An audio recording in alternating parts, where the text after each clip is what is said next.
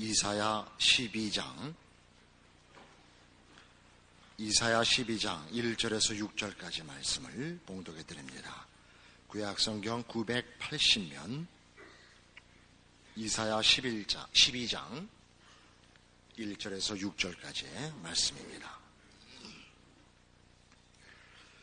그날에 내가 말하기를 여호와여 주께서 전에는 내게 노하셨사오나 이제는 그 노가 쉬었고 또 나를 아니하시오니 내가 주께 감사하겠나이다 할 것이니라. 보라, 하나님은 나의 구원이시라. 내가 의뢰하고 두려움이 없으리니 주 여호와는 나의 힘이시며 나의 노래시며 나의 구원이심이니라. 그러므로 너희가 기쁨으로 구원의 운물들에서 물을 기르리로다. 그날에 너희가 또 말하기를 여호와께 감사하라. 그 이름을 부르며 그 행하심을 만국 중에 선포하며 그 이름이 높다 하라. 여호와를 찬송할 것은 극히 아름다운 일을 하셨음이니 온 세계에 알게 할지어다. 시온의 거민아 소리를 높여 부르라. 이스라엘의 거룩하신 자가 너희 중에서 크심이니라 할 것이니라. 오늘 이 12장 내용은 메시아 왕국이 도래하면 그 백성된 너희들은 기뻐하며 즐거워할 것이라 하는 것입니다. 그 날은 11장에 또는 9장에 약속했던 메시아 왕국의 도래입니다. 메시아 왕국의 도래에 대한 우리의 기대는 보통 종말적이고 완성적입니다. 계시록 21장을 찾아보십시다. 성경 제일 끝에 신약 성경 제일 끝 성경인 요한계시록 21장 1절 이하를 봅니다.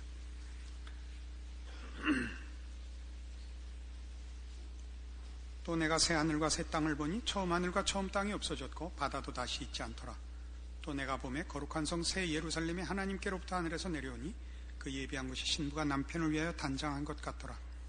내가 들으니 보좌에서 큰 음성이 나서 가로되 보라, 하나님의 장막이 사람들과 함께 있음에 하나님이 저희와 함께 거하시니 저희는 하나님의 백성이 되고 하나님은 친히 저희와 함께 계셔서 모든 눈물을 그 눈에서 씻기시며 다시 사망이 없고 애통하는 것이나 곡하는 것이나 아픈 것이 다시 있지 아니하리니 처음 것들이 다 지나갔음이로라.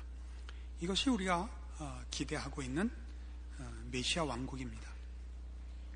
그러나 지난주에도 우리 11장을 가지고 말씀드렸다시피 메시아의 왕국은 그 시작과 완성이라는 하나의 기간을 가지는 것을 알게 되었고, 이미 메시아 왕국이 도래했고 시작되었지만 아직 그 완성은 기다려야 할 약속된 소망인 것을 확인했습니다. 그것을 우리는 같은 요한계시록 12장에서 볼 수 있습니다. 요한계시록 12장 10절 이하의 말씀을 봅시다. 내가 또 들으니 하늘에 큰 음성이 있어 가로되 이제 우리 하나님의 구원과 능력과 나라와 또 그의 그리스도의 권세가 이루었으니 우리 형제들을 참소하던 자 곧 우리 하나님 앞에서 밤낮 참소하던 자가 쫓겨났고 또 여러 형제가 어린 양의 피와 자기의 증거하는 말을 인하여 저를 이겼으니 그들은 죽기까지 자기 생명을 아끼지 아니하였도다. 여기 하늘에서 큰 음성이 나는 천군 천사와 하나님의 백성들이 하나님 앞에 돌리는 큰 찬송의 내용은 우리 하나님의 구원과 능력과 나라와 또 그의 그리스도의 권세가 이루었다. 메시아의 왕국이 도래했다라는 찬송입니다. 근데 이 찬송은 메시아 왕국의 그 성립이 우리 형제들을 참소하던 자, 곧 우리 하나님 앞에서 밤낮 참소하던 자가 쫓겨났다라는 것으로 그 메시아 왕국의 도래를 증거하고 있습니다. 이 밤낮 참소하던 자는 물론 사단을 지칭합니다. 사단이라는 말 자체가 고소하는 자, 참소하는 자라는 뜻입니다. 이것은 그 앞에 7절 이하의 말씀을 해설하는 것입니다. 7절로 가시죠. 하늘에 전쟁이 있으니 미가엘과 그의 사자들이 용으로 더불어 싸울세. 용과 그의 사자들도 싸우나 이기지 못하여 다시 하늘에서 저희의 있을 곳을 얻지 못한지라. 큰 용이 내어 쫓기니 옛뱀 곧 마귀라고도 하고 사단이라고도 하는 온천하를 꿰는 자라. 땅으로 내어 쫓기니 그의 사자들도 저와 함께 내어 쫓기니라.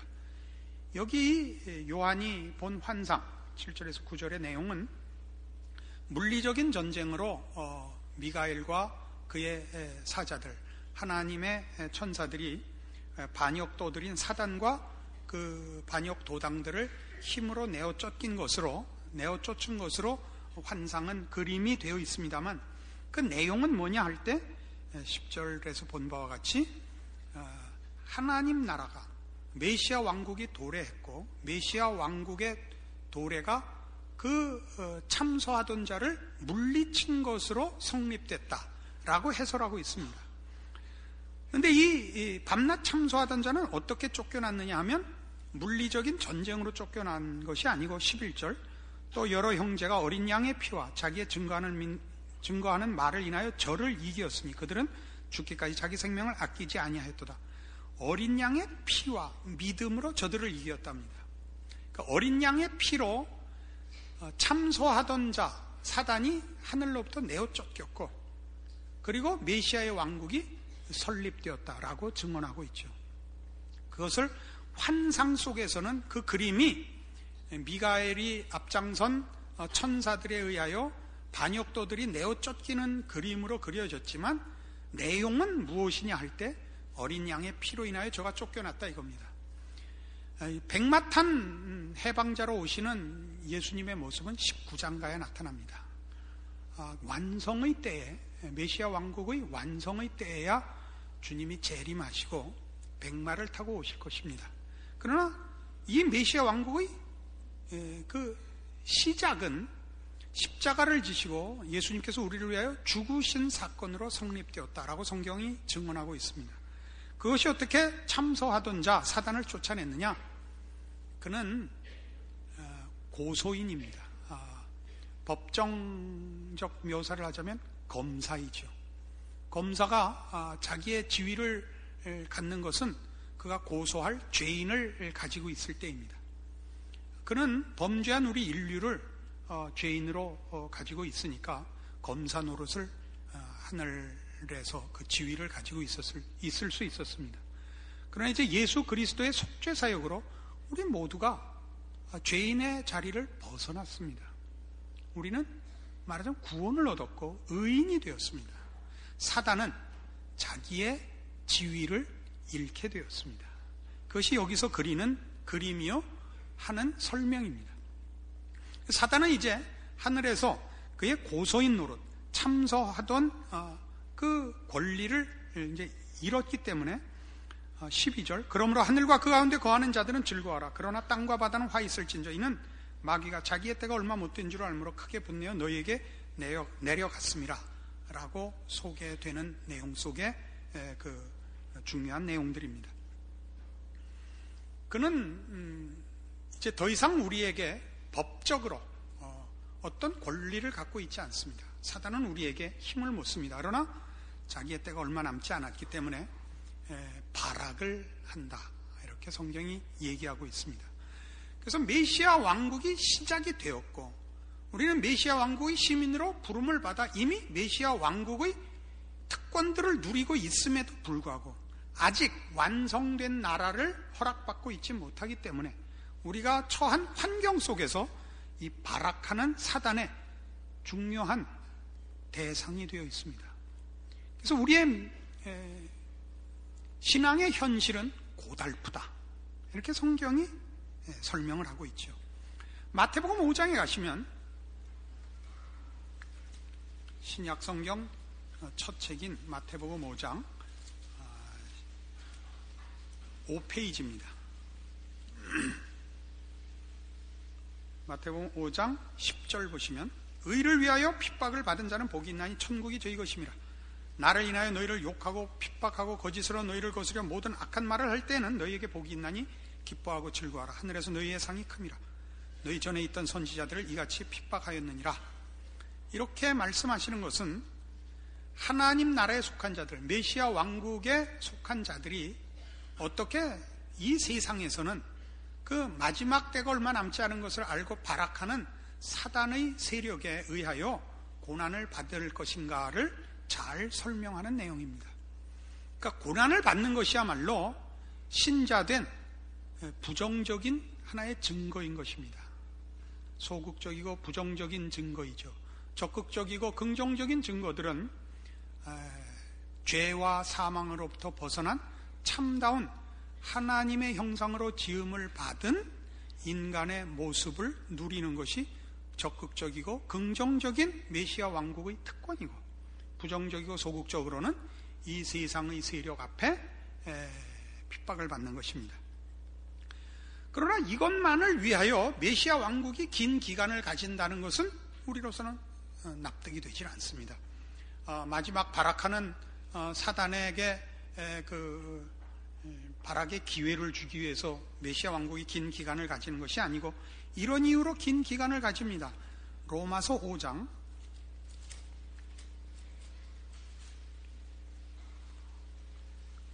신약성경 245페이지 로마서 5장 1절 말씀부터 봅시다. 그러므로 우리가 믿음으로 의롭다 하심을 얻었은즉 우리 주 예수 그리스도로 말미암아 하나님으로 더불어 화평을 누리자. 또한 그로 말미암아 우리가 믿음으로 서 있는 이 은혜에 들어감을 얻었으며 하나님의 영광을 바라고 즐거워하느니라. 예수 그리스도로 말미암아 하나님으로 더불어 화평을 누리자라는 뜻은 이제 우리가 하나님을 반대하는 죄와 사망의 영역으로부터 하나님의 백성으로 변화되어 들어와 있는 것을 말합니다. 그것을 2절에서는 그로 말미암아, 즉 예수 그리스도로 말미암아 우리가 믿음으로 서 있는 이 은혜에 들어감을 얻었으며, 이것은 완료형입니다. 그 나라에 들어왔습니다. 그러나 하나님의 영광을 바라고 즐거워합니다. 이 바라는 것은 미래입니다. 그 우리에게 허락된 하나님의 백성된 완성, 그 영광의 완성의 자리는 아직도 소망의 약속입니다. 약속된 소명입니다. 그러나 그 기뻐함은 지금 것이긴 합니다.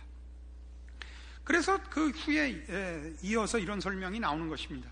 다만 이뿐 아니라 우리가 환난 중에도 즐거워하나니 이는 환난은 인내를, 인내는 연단을, 연단은 소망을 이루는 줄 알미로다. 환난이 있다 이겁니다. 우린 이 환난이 앞에서 본 바와 같이 사단이 자기의 때가 얼마 남지 않아서 하는 발악인 것을 이해했습니다.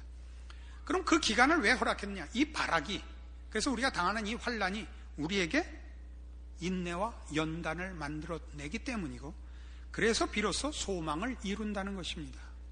우리에게 약속된 완성이 환경과 조건으로서의 완성일 뿐만 아니라 우리 이사야 11장에서 확인한 바와 같이 어린 양이 이리와 함께 어린 아이가 독사의 굴에 손을 넣는 환경과 조건으로서의 장소일 뿐만 아니라 더욱더 중요하게 그의 백성으로 부름받은 자들의 완성, 신앙 인격적 완성, 하나님의 자녀라는 이름에 걸맞는 인격의 완성을 가져야 하는 곳이기 때문에 이 기간이 있다, 이렇게 성경은 설명하는 것입니다. 그래서 우리는 환난을 달게 받아야 되는 것이죠. 이것이 성경이 하는 얘기입니다. 그러니까 우리에게 왜 메시아 왕국이 시작과 완성 사이 이렇게 기냐? 아직 우리가 완성되어야 할 필요한 부분이 남아있는 탓이다 이겁니다. 하나님의 백성으로 부름받는 모든 그 성도들이 예수 그리스도로 인하여 조건 없이 은혜로 구원을 얻습니다마는 얻은 바 구원을 채워나가고 하나님의 자녀로서의 높은 수준에 이르는 것은 이제 각자의 말하자면 몫이 되어 있는 것입니다. 우리를 하나님의 사랑에서 끊을 자는 없습니다. 그러나 우리가 하나님의 자녀로서 얼마나 충실하고 얼마나 크느냐 하는 것은 이제 하나님이 그 완성의 나라를 이렇게 연장하신 그 뜻에 부합되게 누가 더 이해하고 믿고 열심으로 노력하느냐로 차이가 날 것입니다. 그런데 이 일과 관련해서 이런 문제를 여기서 풀어야 됩니다. 좀 더 이 문제가 우리의 신앙 현실에 어떻게 분명하게 이해되고 또 사용되어야 하는지를 더 설명할 필요가 있습니다. 로마서 7장 19절로 가보십시다. 내가 원하는 바 선은 하지 아니하고 도리어 원치 아니하는 바 악은 행하는도다. 만일 내가 원치 아니하는 그것을 하면 이를 행하는 자가 내가 아니요 내 속에 거하는 죄니라. 그러므로 내가 한 법을 깨달았느니 곧 선을 행하기 원하는 나에게 악이 함께 있는 것이로다. 내 속사람으로는 하나님의 법을 즐거워하되 내 지체 속에서 한 다른 법이 내 마음의 법과 싸워 내 지체 속에 있는 죄의 법 아래로 나를 사로잡아 오는 것을 보는도다. 오호라 나는 곤고한 사람이로다. 이 사망의 몸에서 누가 나를 건져내랴. 우리 주 예수 그리스도로 말미암아 하나님께 감사하리로다. 그런즉 내 자신이 마음으로는 하나님의 법을, 육신으로는 죄의 법을 섬기노라. 이 24절에 등장하는 나는 곤고한 사람이로다 이 사망의 몸에서 누가 나를 건져내랴 와 8장 1절. 그러므로 이제 그리스도 예수 안에 있는 자에게는 결코 정죄함이 없나니 이는 그리스도 예수 안에 있는 생명의 성령의 법이 죄와 사망의 법에서 너를 해방하였습니다. 이 두 대조를 우리가 정확히 이해할 필요가 있습니다. 이 문제는 이 7장 24절 문제는 역사상 기독교 내에서 아주 중요한 그 난제로 꼽히는 구절입니다. 이 곤고한 사람이 신자냐 혹은 불신자냐, 불신자이기 때문에 그가 곤고한 사람이라고 자신을 얘기하는 것이냐, 신자임에도 불구하고 그의 신앙의 갈등이 그를 이 비명을 지르게 만드는 것이냐라는 문제로 아직까지 거의 정답이 없이 논쟁이 계속되고 있습니다. 그러나 한 가지 분명한 것은 이 7장 24절의 표현과 8장 1, 2절에 표현된 것과는 중요한 대조를 위하여 등장된 것이다 이겁니다. 그건 뭐냐면 법 아래 있는 사람과 은혜 아래 있는 사람의 차이를 대조하려는 것에 첫 번째 뜻이 있다 이겁니다. 법 아래 있다는 것은 은혜 아래 있기 전에 모든 인류를 의미합니다. 법 아래 있었을 때, 즉 죄 아래 있었을 때, 하나님의 은혜를 입기 전에, 구원함을 받기 전에 인류는 죄인으로 태어나기 때문에 죄와 사망의 권세 아래 있어서 그가 아무리 마음으로 선한 뜻을 정하며 선한 열심을 갖는다 해도 죄와 사망의 노예이기 때문에 선택의 여지 없이 죄에 굴복할 수밖에 없었다.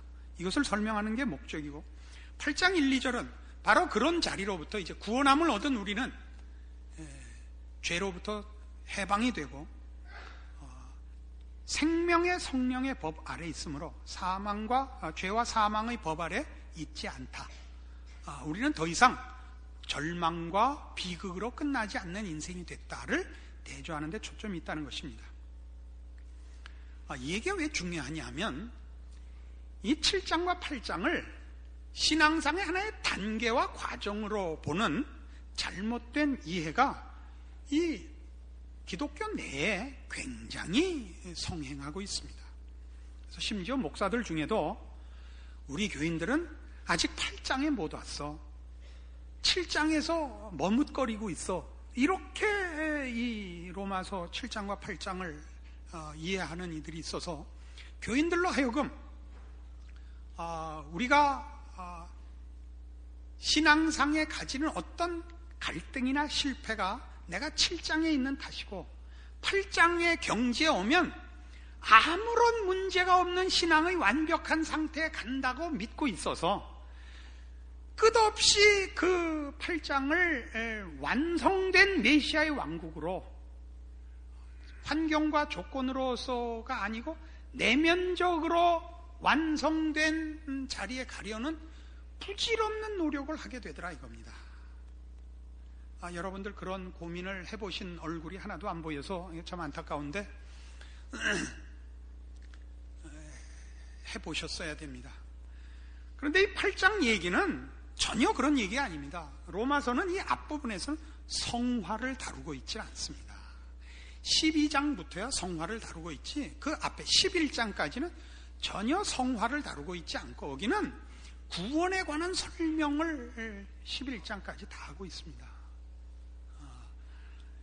9장, 10장, 11장에서는 이스라엘을 중점적으로 해서 얘기를 하고 있고 8장까지 1장부터 8장까지 전부 구원을 논하고 있을 뿐입니다.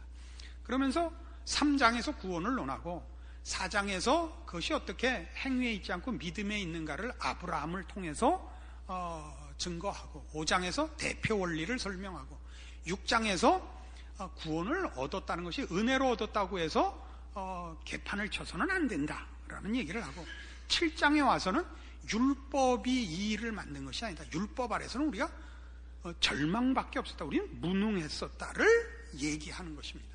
그래서 8장은 구원 얻은 백성들이 가진 그 메시아 왕국에서의 특권들입니다. 메시아 왕국에서의 시민의 기본적인 권리들, 그 받은 바 법적 보호들이라고 얘기할 수 있습니다. 이 8장이 신앙의 경지에 어떤 완성과 이상의 경지에 간 것이 아니라는 증거는 18절 이하의 내용을 보면 더 분명해집니다. 생각건대 현재의 고난은 장차 우리에게 나타날 영광과 좋게 비교할 수 없도다. 피조물에 고대하는 바는 하나님의 아들들에 나타나는 것이니 피조물이 허무한데 굴복하는 것은 자기 뜻이 아니요 오직 굴복해 하시는 이로 말미암음이라. 그 바라는 것은 피조물도 썩어짐에 종로로 단데서 해방되어 하나님의 자녀들의 영광의 자유에 이르는 것이니라. 피조물이 다 이제까지 함께 탄식하며 함께 고통하는 것을 우리가 아나니 이뿐 아니라 또한 우리 곧 성령의 처음 익은 열매를 받은 우리까지도 속으로 탄식하여 양자될 것 곧 우리 몸의 구속을 기다리느니라.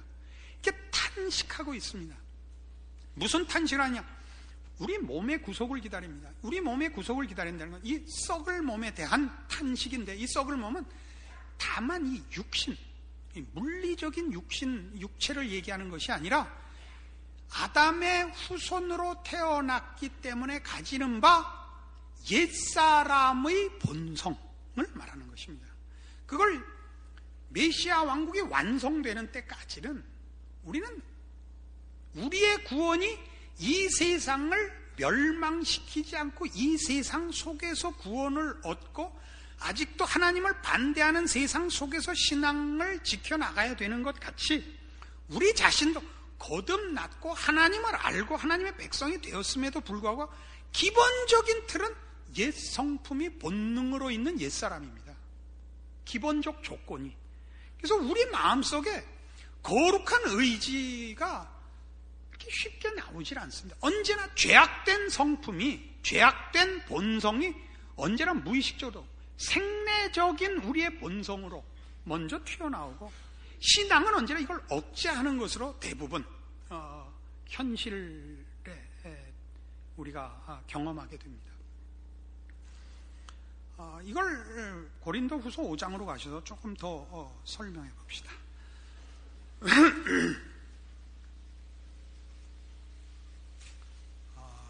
신약성경 290페이지입니다. 고린도후서 5장 1절.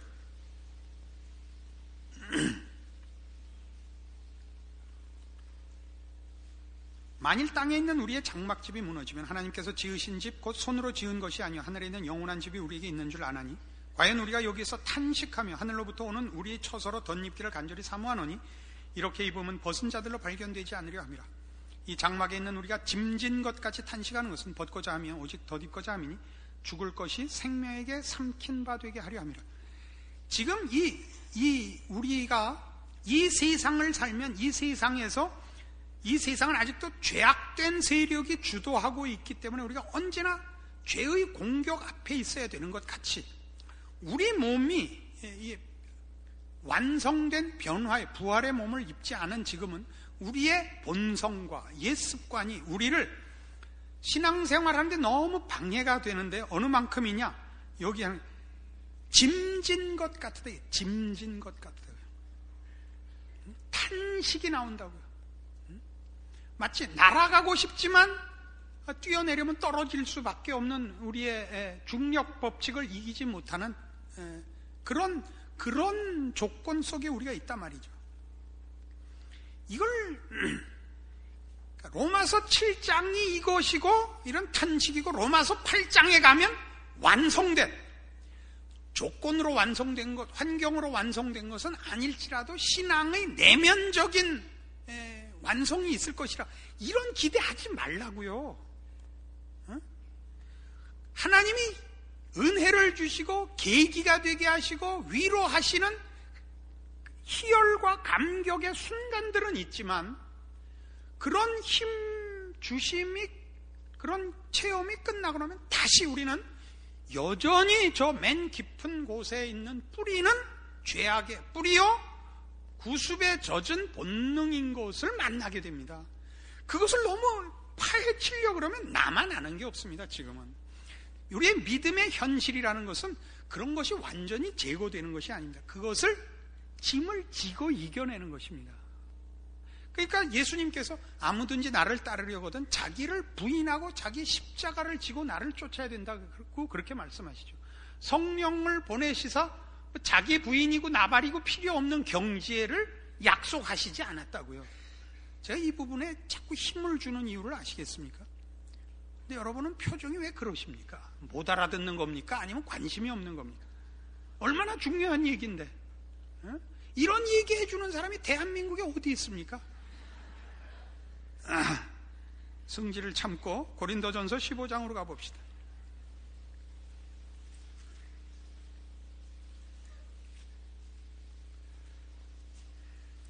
자, 15장 29절에 이런 신약성경 283페이지 고린도전서 15장 29절에 이런 말씀이 나옵니다. 만일 죽은 자들이 도무지 다시 살지 못하면 죽은 자들을 위해 세례받는 자들이 무엇을 하겠느냐? 어찌하여 죄를 위해 세례를 받느냐? 또 어찌하여 우리가 때마다 위험을 무릅쓰려? 형제들아, 내가 그리스도 예수 우리 주 안에서 가진 바 너에게 대한 나의 자랑을 두고 단언하느니 나는 날마다 죽노라. 내가 범인처럼 에베소에서 맹수로 더불어 싸웠으면 내게 무슨 유익이 있느냐? 죽은 자가 다시 살지 못할 것이면 내일 죽을 터이니 먹고 마시자 하리라. 이게 무슨 말인가 보세요. 자, 부활을 기다리는 가장 큰 이유가 뭐냐? 그때 돼야 완성이 된다 이거죠. 부활이 없으면 지금 우리가 왜 참고 있겠느냐? 그죠? 부활이 없으면 지금 다 자폭하고 말든가 살아있는 동안이나마 잘 먹고 잘 살다가 죽고 말지. 근데 그거를 부활을 믿느냐 안 믿느냐, 예수를 믿느냐 안 믿느냐, 저 세상을 믿느냐 안 믿느냐의 차원에서만의 얘기가 아니라 32절에 있는 내가 범인처럼 에베소에서 맹수로 더불어 싸웠으면 내게 무슨 유익이 있느냐? 죽은 자가 다시 살지 못할 것이면 내일 죽을 터이니 먹고 마시자 하리라. 이게 내가 왜 에베소에서 맹수로 더불어 싸우지 않았느냐? 그래서 맹수로 더불어 싸우는 것은 이제 옛날 로마에서 죄인들을 그 맹수와 싸우게 하는 그런 처참한 처형 방법을 묘사한 것이죠. 그런 걸 왜 피해 다녔죠? 우리가 부활을 믿는 데에는 마지막 승리를 믿는 차원에서의 부활이 우리 서두에서 얘기한 바와 같이 하나님의 나라, 영원한 나라를 전부 뭉뚱그려서 부활 신앙이라고 얘기할 수 있습니다. 그러나 부활 신앙 속에는 이미 시작했지만 아직은 아니고 완성을 기다려야 된다라는 측면에서의 부활 신앙이 있는 것입니다. 그래서 지금 바울이 여기서 하는 얘기는 내가 부활 신앙을 갖지 않았으면 하나님 믿음으로 저 사자를 이기게 해주십시오 하고 나가서 이기든가 그렇게 안 해주시면 확 죽든가 했을 것이다 이런 뜻입니다. 이거 알아들어야 되는데 그러기에 정말 우린 지금 신앙이 다 그렇게 돼 있다고요. 내가 진정한 믿음을 갖고 나가면 거칠 것이 무엇이야? 누가 나를 반대하랴? 내가 진정한 신앙으로 나가면 왜 승리하지 못하랴? 그리고 만일 그렇게 안 해줄 것이면 나 안 믿는다. 이런 메시아 왕국의 시작과 완성의 과정을 사는 자의 부활신앙, 시작했지만 나 자신의 조건으로나 세상으로나 환경적 조건으로나 아직은 마지막을 기다려야 한다. 지금은 참고 살아야 되는 때다 를 놓치고 있으면 이런 싸움을 한다고요. 이번 이렇게 해봐서 하나님 도와주시면 하나님 믿고 아니면 아닌 걸로 치겠어요. 가 된단 말이에요. 그러니까 신앙이 다 무슨 복권 사는 것 같이 됐죠. 이렇게 해주시면 그게 신앙이고 안 되는 사람은 아닌 걸로. 그러니까 아니라고 이미 선을 걷죠. 여러분 많은 기도하고 하나님 앞에 간구했는데 받아본 게 몇 개 없으니까 아닌 게 비요 했을 거 아니에요. 그렇지만 그렇다고 또 안 믿을 수는 없으니까 나오긴 나오는데 심드렁해진 거예요. 그게. 그러니까 바울이 뭐라 그래요? 31절 다시 형제들아 내가 그리스도 예수 우리 주 안에서 가진 바 너에게 대한 나의 자랑을 두고 단언하노니 나는 날마다 죽노라. 뭘 죽는 거예요? 하나님의 백성이요 천국을 유업으로 받을 자요 최후의 승리자이지만 현실 속에서는 우리가 지는 자 같고 아닌 자 같고 망하는 자 같은 일을 감수하노라란 말이에요. 다 그거잖아요. 지금 그게 신앙의 현실이고 그게 우리에게 있어서는 이미 주어진 특권과 아직 주어지지 않은 것과를 분리해내야 되는 중요한 내용이란 말이에요. 뭘 분리해내야 돼요? 여러분이 지금 당장 누릴 수 있는 거 있어요. 이미 시작한 거. 하나님의 백성으로서의 영적 특권들은 당장 지금 누려요. 그러나 갈등하지요. 늘 그것만으로 되진 않죠. 속에서 옛 성품이 나오죠. 그러나 여러분 신앙으로 이걸 이기실 수 있어요. 이 싸움 자체가 마지막을 향하여 부활의 신앙을 가지고 포기하지 않고 싸우고 가면 그게 신앙이에요. 늘 이기라고도 얘기 안 해요.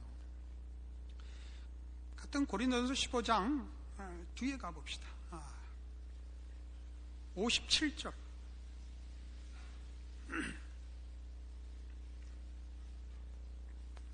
우리 주 예수 그리스도로 말미암아 우리에게 이김을 주시는 하나님께 감사하노니 그러므로 내 사랑하는 형제들아 견고하며 흔들리지 말며 항상 주의 일에 더욱 힘쓰는 자들이더라. 이는 너희 수고가 주 안에서 헛되지 않은 줄을 알미니라. 이건 이제 부활에 관한 얘기의 앞이다. 15장 전체가. 그날 마지막 나팔 소리와 함께 주님 다시 오시고 우리 모두 부활된 몸을 입게 될 것이라. 우리 썩을 몸이 불갑을 썩지 아니할 것을 입을 것이라. 이 얘기입니다. 그러면서 이김을 주시는 하나님께 감사한다 그럽니다. 그럼 이게 아주 의미가 깊어요. 생각해 보세요. 우리가 죽으면 영육이 분리되어서 영혼은 주님 앞으로 당장 올라가고 몸은 땅에 묻혀서 썩습니다. 뭐 화장을 하든 뭐 땅에 묻든 다 썩어 없어질 것입니다. 그럼 나팔 소리가 나면 이 썩어 없어진 문드러진 이 어디가 어디까지 내 몸인지 모르는 게 무슨 나팔 소리를 듣길 하겠어요. 무슨 뭐 저 프랑스 국가인가요? 군가인가? 이 장검 짚고서 넋은 살아나 황제를 지키려 한다. 뭐 일어날 거예요. 장검이 있어요. 무슨 무릎이 있어요. 일으켜 주시는 거예요. 하나님이 일으켜 주시는. 그러니까 부활의 몸을 주시면서 이 썩은 몸을 일으켜 부활시켜 변화된 몸을 주어 우리에게 다시 입히시는 이것만으로 이김을 주시는 하나님, 최후를 장식해 주시는 하나님, 이것이 우리로 하여금 우리 믿음을 지키게 하는 거예요. 부활을 내다보고 완성이 안 되죠. 그러나 포기하지 않고 가는 것, 그게 믿음이에요. 믿음이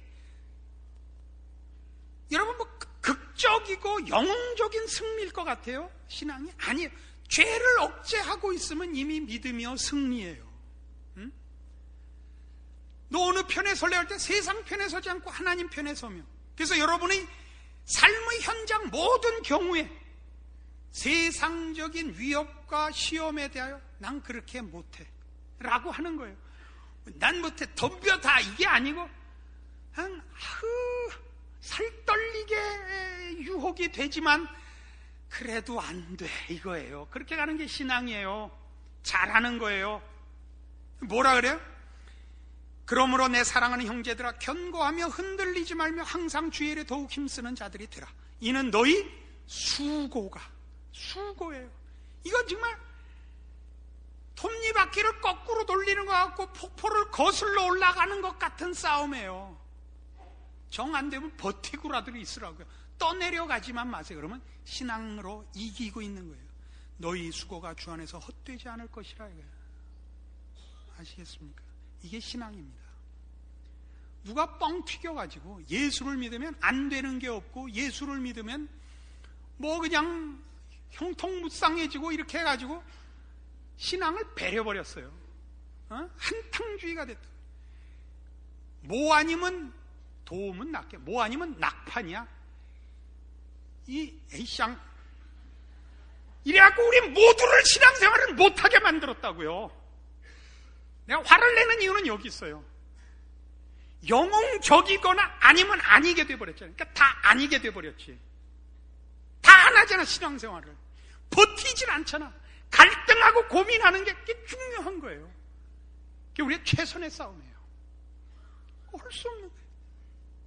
난 그렇게 할 수 없습니다. 이게 우리의 신앙이에요. 뭐라고? 무엇이라? 왜야? 이렇게 안 해요. 그 약 먹은 놈들 때문에 대다수의 기독교 신앙이 아닌 것으로 치부됐다고요. 자기의 자리를 지키는 것,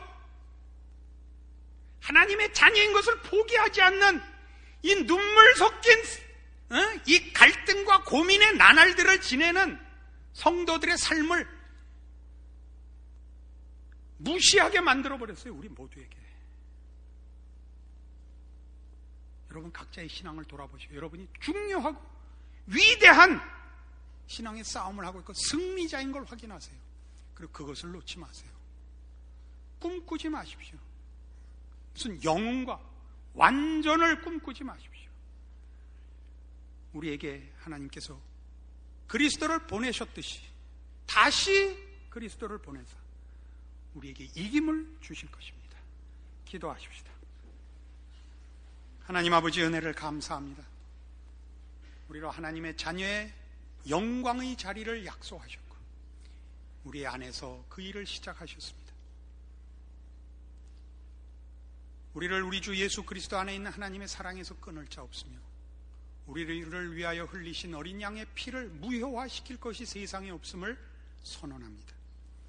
우리의 못난, 아직도 우리 저 제일 깊은 속에 남아있는 죄의 뿌리들과 못난 옛 구습들, 본능들 가지고 있으나 지지 않고 그 싸움을 포기하지 않고 인내하고 충성하고 울고 비명을 지를지라도 기어코 하나님의 사람으로 우리의 평생을 들여 이김을 주시는 그 영광의 자리에 가기로 약속합니다.